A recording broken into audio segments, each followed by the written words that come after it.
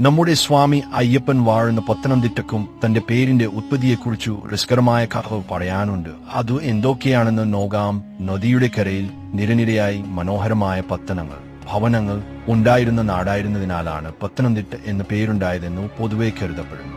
എന്നാൽ ഈ സ്ഥലനാമോത്പത്തിയെക്കുറിച്ച് രസകരങ്ങളായ മറ്റ് അഭിപ്രായങ്ങളുമുണ്ട്.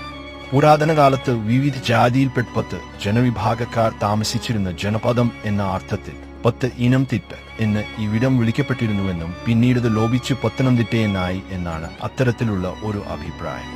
ധർമ്മരാജാവിന്റെ കാലത്ത് തിരുവിതാംകൂറിലേക്ക് ആവശ്യമുള്ള ചരക്കുകൾ എത്തിച്ചു കൊടുത്തിരുന്ന പ്രമുഖനായ ഒരു പത്താൻ വ്യാപാരി ഉണ്ടായിരുന്നുവെന്നും അദ്ദേഹത്തിനും അനുയായികൾക്കും താമസിക്കുന്നതിനായി രാജാവിന്റെ അനുമതിയോടെ ഈ പ്രദേശത്ത് കുറച്ചു സ്ഥലം ചുറ്റുമതിൽ കെട്ടിമറച്ചു നൽകിയെന്നും അങ്ങനെ ഈ സ്ഥലം ആദ്യമൊക്കെ പടാണിതിട്ട എന്ന് വിളിക്കപ്പെട്ടുവെന്നും പിൽക്കാലത്ത് അത് പത്തനംതിട്ട എന്ന ശബ്ദേദം വന്നുവെന്നുമാണ് മറ്റൊരു